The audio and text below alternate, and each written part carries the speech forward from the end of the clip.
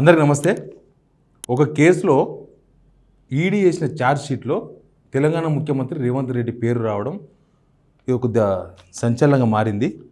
ఇది ఒక కొత్త రాజకీయ తుఫానుకు కారణంగా ఒక తుఫాన్ లాగా కనిపిస్తుంది. ఎందుకంటే ఇప్పుడు ప్రారంభంలోనే ఉన్నాం, కానీ ఈ కేసు విచారిస్తూ పోతే ఇది ఎక్కడి దాకా పోతుంది అనేది కొంత ఆసక్తి, కొంత టెన్షన్ అవన్నీ కూడా మనకు అనిపిస్తున్నాయి. నిజానికి ఇప్పుడు ఈడీ చేసిన ఛార్జ్ షీట్లో రేవంత్ రెడ్డి నిందితుడు కాదు, రేవంత్ రెడ్డి నిందితుడుగా ఏం చూపించలేదు, ఆయన పేరును మాత్రమే ప్రస్తావించారు. బట్ ముందుకు పోతే ఏం జరుగుతుంది, ఎందుకంటే ఆయన పాత్ర చాలా కీలకమైన పాత్ర దీనిలో ఉందనేది వాళ్ళు ఇచ్చిన చాలా పేజీలు ఉంది. రేవంత్ రెడ్డి గారి గురించి ఒక 4 లైన్లు రాసిన దానిలో ఇవన్నీ కూడా మనకు అనిపిస్తున్నాయి. ఏంటంటే నేను మాకు పూర్తి వివరాలు మీకు చెప్తా. నా వెనక కూడా బోర్డు మీద కొన్ని వివరాలు రాసిన. ముందు ఈ వీడియో చూస్తున్న మీకు అందరికీ థ్యాంక్స్. సబ్స్క్రైబ్ బటన్ ఉంది కింద, దాన్ని కూడా నొక్కితే చాలామందికి వార్త రీచ్ అయ్యే అవకాశం ఉంటుంది. ఏంటంటే ఒకటి ఏజేఎల్ అసోసియేటెడ్ జర్నల్స్ లిమిటెడ్, తర్వాత యంగ్ ఇండియా, ఈ 2 సంస్థల మధ్య జరిగిన ట్రాన్సాక్షనే సోనియా గాంధీ A1, రాహుల్ గాంధీ A2 వీళ్ళిద్దరు ఉన్నారు. ఏంటంటే ఈ సంస్థకు సంబంధించిన 1000 కోట్ల ఆస్తులు, అప్పట్లో 2000 కోట్ల ఆస్తులు, ఇప్పుడు 5000 కోట్ల ఆస్తులు మొత్తం కూడా యంగ్ ఇండియాకు ట్రాన్స్ఫర్ చేసుకొని వాడుకున్నారు అనేది ఒక ఆరోపణ, ఈడీ చేసిన ఆరోపణ. దీనిలో 142 కోట్ల రూపాయలు డైరెక్ట్ సోనియా గాంధీ, రాహుల్ గాంధీ ఇద్దరు లబ్ధి పొందినరు అనేది ఈడీ ఛార్జ్షీట్లో పెట్టింది. ఈ ఛార్జ్షీట్లో రేవంత్ రెడ్డి పేరు ప్రస్తావించారు. రేవంత్ రెడ్డి పేరు ప్రస్తావించడం అంటే చాలా కీలక పాత్ర రేవంత్ రెడ్డి దీనిలో. ఏంది కీలక పాత్ర అంటే ఆయన 2019 నుంచి 2022 వరకు పీసీసీ ప్రెసిడెంట్గా పనిచేశారు. మన తెలంగాణ పీసీ ప్రెసిడెంట్గా పనిచేసినప్పుడు ఇక్కడ నుంచి భారీగా విరాళాలు ఇప్పించారు. ఎవరికి? ఈ యంగ్ ఇండియా అన్న కంపెనీకి ఇప్పించారు, భారీగా విరాళాలు ప్రకటించారు.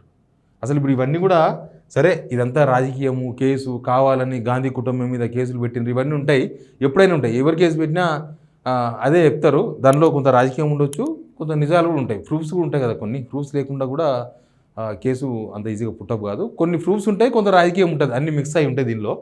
ఇప్పుడు ఏంటంటే రేవంత్ రెడ్డి గారు ఏం చేసిందంటే 2019 నుంచి 2022 వరకు చాలామందితో, సొంత పార్టీ నేతలతో సహా చాలామంది గుర్తు తెలియని వ్యక్తులు, బిజినెస్ మ్యాన్స్, గుర్తు తెలియని వ్యక్తులు ఉంటారు. ఎందుకంటే ఈడీ ఎక్కడ కూడా వాళ్ళ పేర్లు మెన్షన్ చేయలేదు, కానీ పెద్ద మొత్తంలో విరాళాల రూపంలో బలవంతంగా వాళ్ళ చేత విరాళాలు ఇప్పించారు.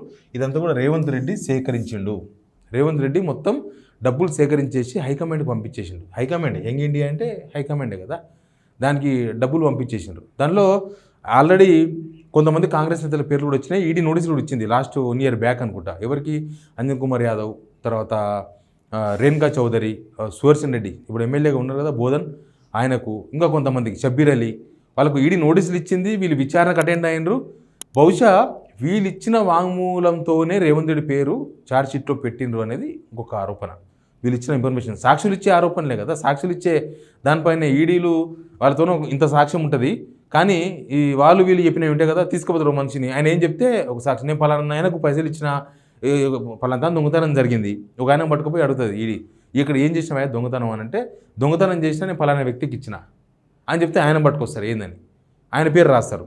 తర్వాత ఆయన పట్టుకొస్తారు, మళ్ళీ ఆయన పట్టుకొచ్చి ఆయన పేరు పెడతారు. తర్వాత ఆయన పట్టుకొచ్చి ఏం చేసిన ఆయన పైసలు అంటే ఇంకోరికి ఇచ్చిన, పలానా దగ్గర ఏదో కొన్నా, ఆయనకు నోటీస్ ఇస్తారు, మళ్ళీ ఆయన పట్టుకొస్తారు. ఇట్లా చైన్ నడుస్తూ ఉంటుంది. ఈడీ సిబిఐ విచారణ అంతా కూడా, ఇన్వెస్టిగేషన్ అంతా చైన్తోనే నడుస్తూ ఉంటుంది.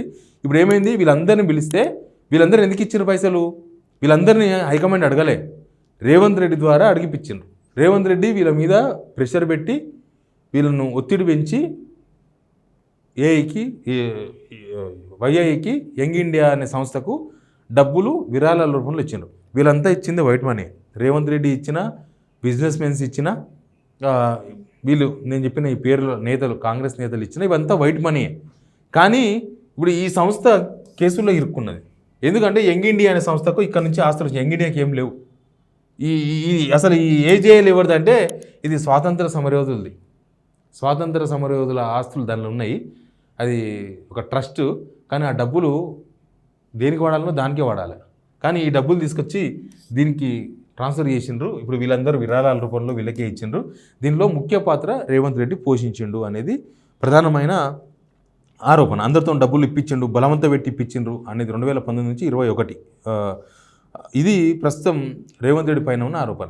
సరే ఆయన పేరు ఛార్జ్షీట్లో పెట్టినంత మాత్రాన ఏమైనా అవుతుందా ఏమైనా కాదా ఏమవుతుంది అని అంటే ఈ కేసు డీప్గా విచారణకు పోతుంది ఇప్పుడు. ఎందుకంటే దానిలో దేశంలో అత్యంత విఐపి కేసు ఏంటంటే ఇదే.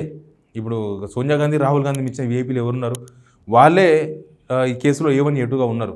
కాబట్టి ఇది హై ప్రొఫైల్ కేసు. ఇది హై ప్రొఫైల్ కేసు అంటే అటు మోడీ ఇటు రాహుల్ గాంధీ కేసులో ఉన్నాడు కాబట్టి హై ప్రొఫైల్ కేసు అంటున్నాం. ఈ హై ప్రొఫైల్ కేసులో రేవంత్ రెడ్డి కూడా ఇరికిండు దానిలో. ఇప్పుడు విచారణకు పోయినప్పుడు వాళ్ళందరిని పిలిచి అంజన్ కుమార్ యాదవ్ను వాళ్ళను వీళ్ళను సువర్షణని వాళ్ళందరికీ నోటీసులు ఇచ్చి పిలిస్తే వాళ్ళు రేవంత్ రెడ్డి పేరు చెప్పినారు. రేవంత్ రెడ్డికి రేపు నోటీసులు ఇచ్చి పిలిస్తే ఆయన ఎవరి పేరు చెప్తారో తెలియదు. అసలు ఇంకా దీనిలో డబ్బులు వీలే కాకుండా రకరకాల మనుషులతో డబ్బులు ఇప్పించారు. ఈయన పీసీసీ ప్రెసిడెంట్గా ఉన్నప్పుడే డబ్బులు ఇప్పించారు వాళ్ళకు. ఇంకా ఇట్లా మా గవర్నమెంటే వస్తుందని చెప్పారో ఏమో. అయితే దీనిలో రెండో అంశం ఏంటంటే ఆ డబ్బులు ఇప్పించిన వాళ్ళకు ఏం లబ్ధి చేకూర్చిండ్రు అనేది కూడా ఈడీ ఎంక్వైరీ చేస్తుంది. ఇప్పుడు ఎవరో ఒక ఫార్మా కంపెనీ ఉంది. ఫార్మా కంపెనీ ఆయనతోన ఈ యంగ్ ఇండియా అనే కంపెనీకి రేవంత్ రెడ్డి గారు ఒక 50 కోట్లు ఇప్పించారు అనుకోండి, లేకపోతే 100 కోట్లు ఇప్పించండు. ఓకే, ఆ 100 కోట్ల రూపాయల కిందికి ఏం ప్రతిఫలం పొందిండ్రు? వాళ్ళు ఉత్తగా ఇయ్యారు కదా, ఉత్తగా పుక్కానికి ఎవరిస్తారు 100 కోట్లు? వాళ్ళకి ఏదో లబ్ధి చేకూర్చి మళ్ళీ గవర్నమెంట్ వచ్చిన తర్వాత వాళ్ళకి ఏమైనా లబ్ధి చేకూర్చిండ్రా? ఇది ఒక పెద్ద చైన్ నడుస్తుంది ఇప్పుడు. ఇది రేవంత్ రెడ్డి దగ్గర ఆగేటట్టు లేదు. ఇది మొత్తం అటు ఇటు ఇప్పుడు వాళ్ళ దగ్గర పోతే వాళ్ళు ఏం చెప్తారో, అసలు వాళ్ళ గవర్నమెంట్ నుంచి ఏం లబ్ధి పొందిందో. అందుకే ఇది ఒక తుఫాన్ అంటున్నాను నేను, ఈడీ బాంబు అంటున్నాను నేను. ఎందుకంటే ఇది ప్రారంభ దశలో ఉంది. ఇప్పుడు ట్రాక్ ఎక్కింది. ఈ ట్రాక్ ఎక్కడ దాకా పోతుందో తెలియదు. ఇదంతా కూడా మళ్ళీ బీజేపీ రేవంత్ రెడ్డి సంబంధాలు ఇవన్నీ దీని మీద డిపెండ్ అయి ఉంటాయి. సంబంధాలున్నంత మాత్రాన్ని కూడా అవుతుందా అంటే అది డిపెండెన్స్ ఆన్ పారదర్శకత, ట్రాన్స్పరెన్సీ మీద డిపెండ్ అయి ఉంటుంది. లేకపోతే పొంగులేటి శ్రీనివాస్ రెడ్డి మీద చూసారు కదా, ఈడీ రైడ్స్ అయినాయి.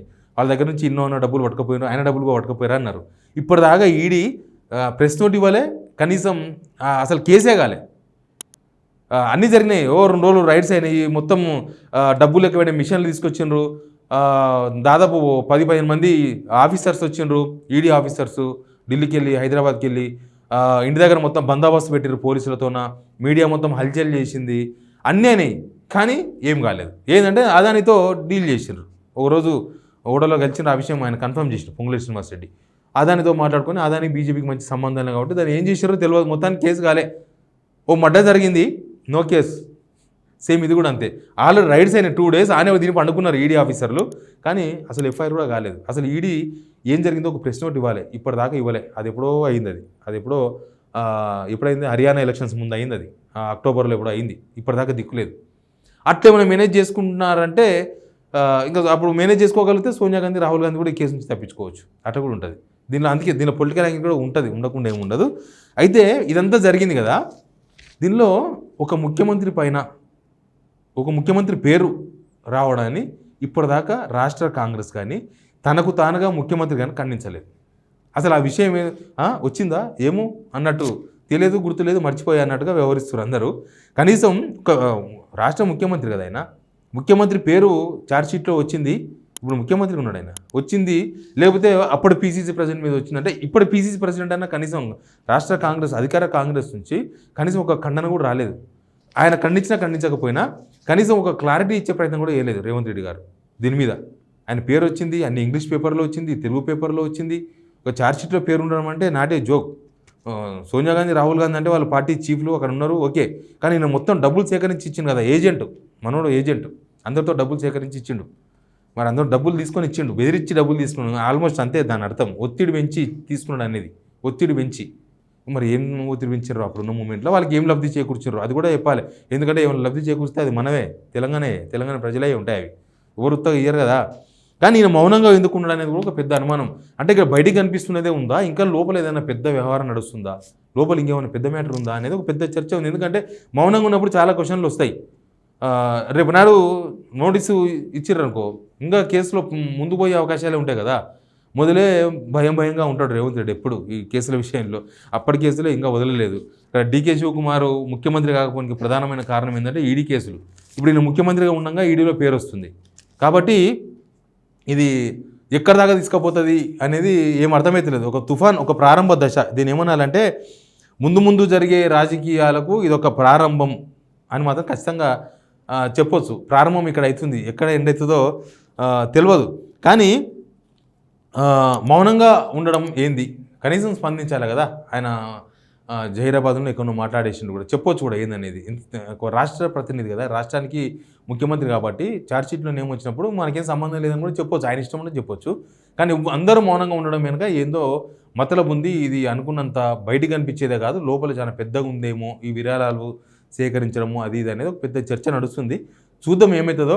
కేటీఆర్ అయితే ఏకంగా ఇంకా రాజీనామా చేసే అంటుండు, ముఖ్యమంత్రి పదవికి రాజీనామా చేసే నువ్వు డబ్బులు సేకరించినావు, అదే డబ్బులు మొత్తం హైకమాండ్ ఇక్కడ నుంచి ఏటీఎం లాగా మారిపోయింది, ఇక్కడ డబ్బులు సేకరించి అక్కడ పంపిస్తున్నారు, పదవులు తీసుకొచ్చుకుంటున్నారు. అప్పట్లో రేవంత్ రెడ్డి పెద్ద ఆరోపణ కూడా వచ్చింది, పీసీ చిప్ 50 లక్షల రూపాయలు ఇచ్చి తెచ్చుకున్నాడని పెద్ద ఆరోపణ కుమార్ వెంకరెడ్డి గారు చేసినట్టున్నారు. 50 కోట్ల రూపాయలు ఇచ్చి చేసినట్టుగా. ఇట్లా ఏదేదో నడుస్తుంది మొత్తానికి. ఇక్కడ నుంచి బాగా డబ్బులు పోయాయని మాత్రం క్లియర్ అర్థమైంది. చూద్దాం దీని తోక ఎక్కడుందో. Please subscribe signal TV.